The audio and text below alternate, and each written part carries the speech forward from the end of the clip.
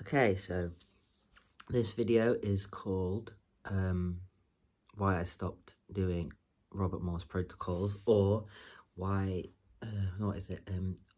All food is good food, even bad food, because it keeps you alive.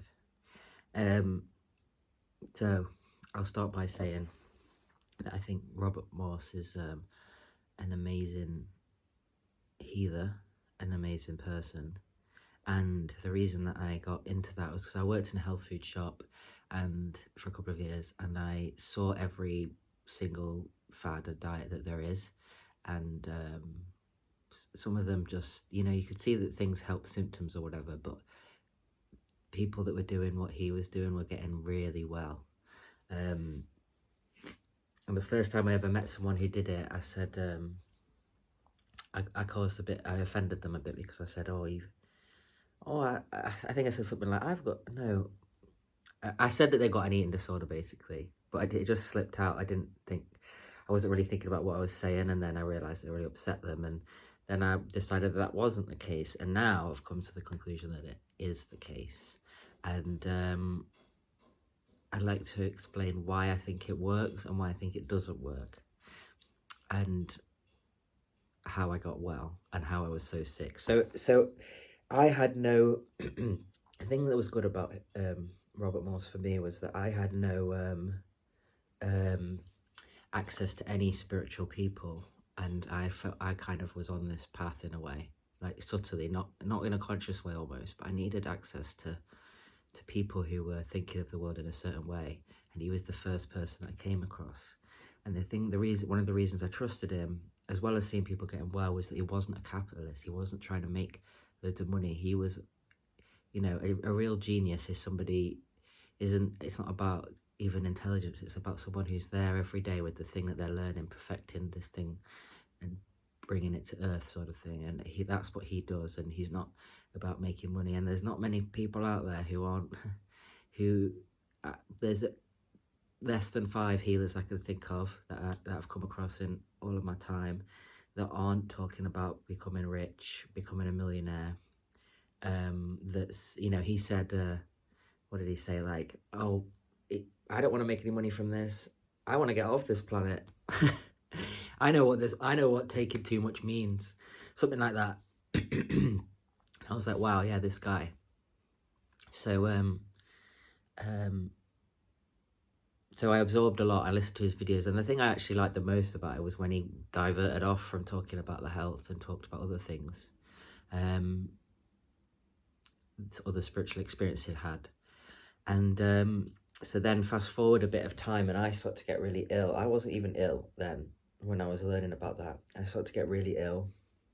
My life falls apart.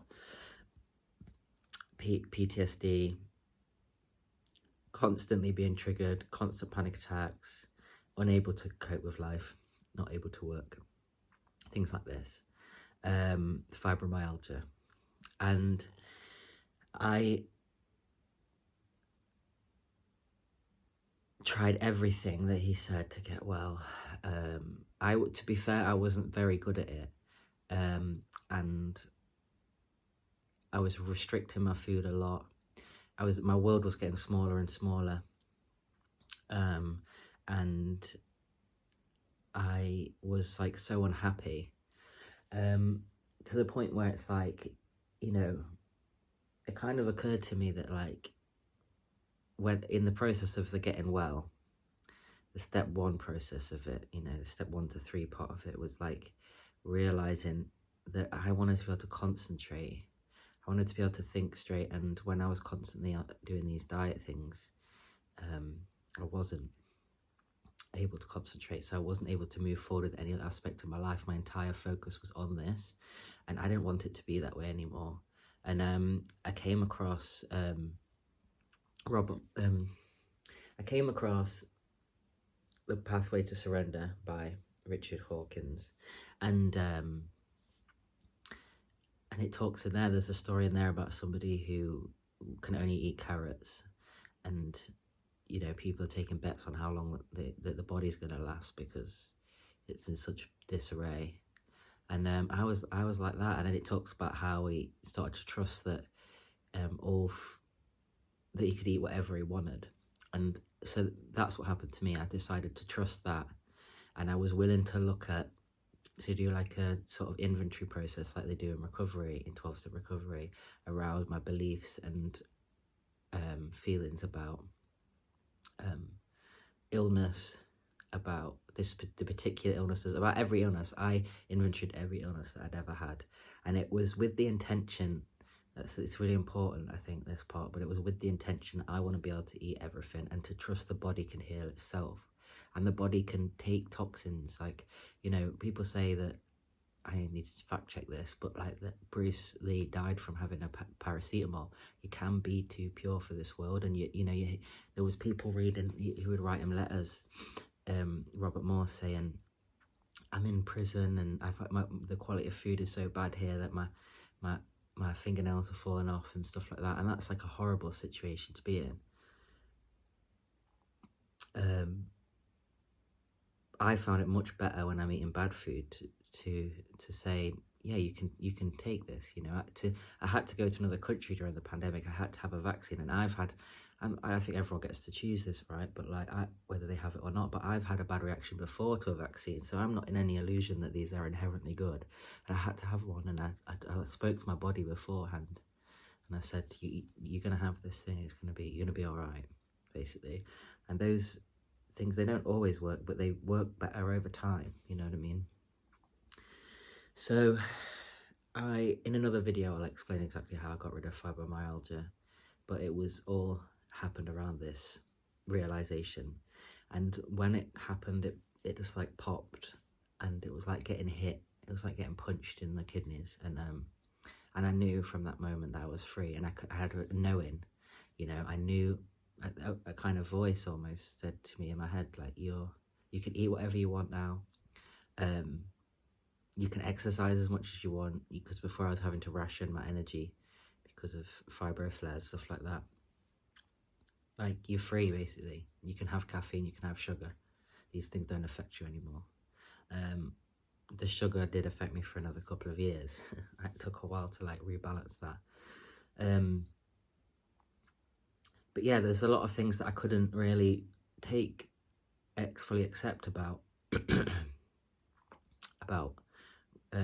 Robert Morse, because it was too puritanical, and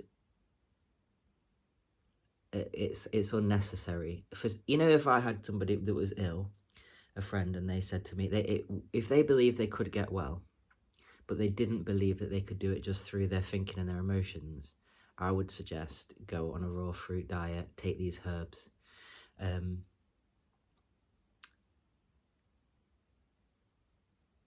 But I think if they believe they could get well, it'd be a lot easier to just convince them that there's an emotional block here. Not always, but because sometimes not everything is supposed to be healed, but there's an emotional block here, and once that emotional block's healed, you will heal. Once we get to the cause, and fruit and herbs is a great way to just overpower that, overpower the emotional body. But at the end of the day, what I've learned is that the spirit that's inside the body is more powerful than the body, and the body will listen to the spirit if the spirit takes over. If the spirit isn't listening, you can go through the body. You definitely, certainly can, and you can have what people would call a miracle, which is just how the world's supposed to be. So yeah, I came to the conclusion that all food is good, and I could probably if I was evil, I could make great adverts about how to eat 2 McDonald's McPlants without one in each hand, without feeling guilty or bad whatsoever. Because yeah, all food is good. Robert Morse says that dairy is poison and bread is poison, but like, if you were gonna die, that would keep you alive. So it's an exaggeration, and I understand what he's saying, and I understand how good fruit is for the body, but at the end of the day, you know, if you have too much, then you end up living in the cosmic dimensions, and you're not. My opinion is that you go there once a year to see what's up at the top, and the rest of the time you need to live on Earth with everyone else, and that's a hard fact to face after you've had a couple of those experiences. You want to stay up there, but I need to be down here with everyone else, and you know, I went to like visit I went to visit where I came from, and my family are like farmers and stuff, and I'd not been there since I was little, and when I refused their milk, it sounded like they'd shot them, to be honest, because they're so like that is such an element of nurturing for them, and it's so deep in their consciousness, and maybe in one sense it was good to say no to someone in my family because it's very codependent, but in another sense I regret that. I'll probably never go back there, and I wish that I'd taken, because like the level of love and this spiritual significance of taking something from your ancestral land and drinking it, that, you know, milk is darling, milk is nurturing, milk is, you know, it's all these horrible things as well. You know, I used to be vegan and stuff, and it is all those things as well, that are just weird. But what the conclusion that I've come to is that food can come from anywhere, and it could be stolen. You could eat stolen food even if you didn't believe in stealing, but if it came from somebody who you loved, who lived by the values of stealing, because it was given with love to me, you know, like, and that's the most important thing, like the love, and being kind to yourself. And I was always brought up without McDonald's. My mum was veggie my whole life and stuff, and I was always brought up without these things, and but for me it's good to be exposed to them. And obviously there's so much you could say about these companies, and I also get upset with the fact that, you know, the last 10 years, like, globalization has absolutely disappeared as a movement, like anti-globalization, and people just aren't even against companies anymore, really. There's no one's resistant to it, and that's strange, but maybe there's something else that we're supposed to be working on now. So yeah, is there anything else I need to add to that? Oh yeah, I will say, I learned a lot about herbs from Robert Morse. I learned a lot about the body. When I've had a lot of pre-diabetes symptoms, I learned the difference between monosaccharide, polysaccharide, and how, you know, these lies that, like, you can't have sugar if you're diabetic. You just can't have, you can have fruit sugar, you know, and it's like things like that. I had long COVID, and I'd had his adrenal herbs, and that got rid of it within 2 weeks. And over those years of working at the health food shop as well, I built relationships with herbs, and they talk to me now. And you don't need herbs, that, you know, they can do it other ways, but, like, who cares which way works to heal the end, whether it's through your thinking, through the herbs, you know, what, all the ways are good. It's just that when you restrict your diet in such a way, I alienated myself from other people. I felt separate to the world. It became my whole job every day to try and gather my own food that was good enough for me. I was going against the system constantly, and I love that some people are doing that, and I love his ideas that he wants greenhouses everywhere with fruit growing, like organic fruit. I think these are amazing ideas and important things to bring to the planet. I don't want to spend my whole life healing myself. I don't want to spend my whole life taking herbs, and I also don't want to live feeling that my body's not strong enough to metabolize these chemicals. The body is so adaptable. It's the mind that needs to adapt. But yeah, back to the herbs thing, the adrenal support. If you are struggling with long COVID, you can buy his adrenal tincture off his website. If you're in the UK, you can buy it off a sister website, and see if it helps. Now I have a relationship with these herbs. They talk to me when it's time. You know, it's so weird. I had like brain fog after the second time I got COVID. I could barely think. And 3 people in a week came up to me and they said, "Why you used to love Tulsi?" And it was like, and then it's like someone was like, "Well, remember how you used to do Tulsi?" And then it was like, by the 3rd time, it was like being prodded on the head, Tulsi. And then I was like, "Oh yeah, Tulsi." And so I got some Tulsi tea and drank a packet of that, a few cups, and then the brain fog was gone. But I'd already built a relationship with that herb, so then it comes, you know, I think that's what an acquired taste is.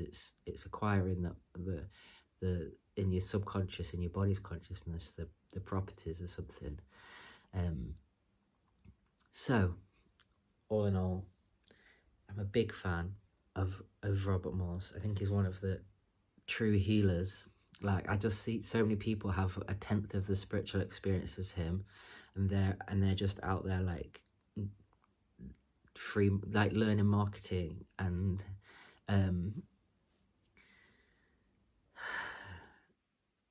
and teaching people that the best thing that you could do is manifest £1 million and a yacht. And I just think that is so embarrassing. I think that it's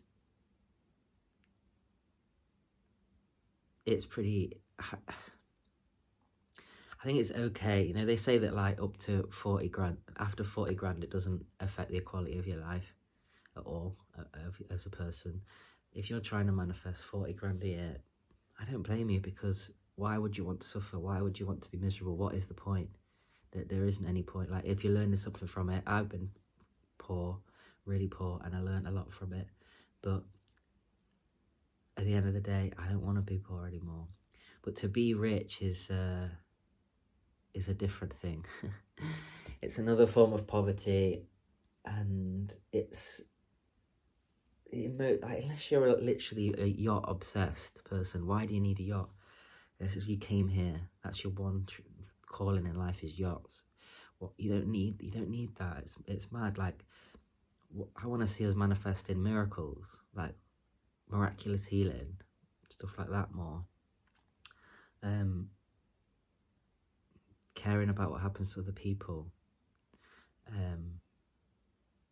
helping other, you know, not like, you know, the only other one that kind of covers this a bit is what's his name, the one who wrote the Letting Go book that I was talking about. He's like, you know, he coaches people through, he's dead now, but he coached people through money stuff, and he said that a lot of people, when they realised what he was trying to say about money being an energy, that were rich, they actually let go of a lot of their money.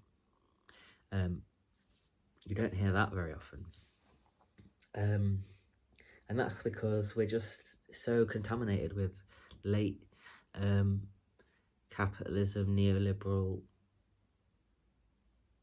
class mobility nonsense, and act like I'm the only person that exists in the world, nobody else exists. It's just me. The whole world is just a reflection of me. Like, my world is a reflection of me, but the whole world is not a reflection of me. I came here to help bring about a new level of consciousness. I have a small job in that. But yeah, I want more. I want miracles. I want to see people come back from the dead. I want 2020 vision. I want, real solidarity between people, and love and care. And that's what I want. So, eat whatever you like. I'll leave it there.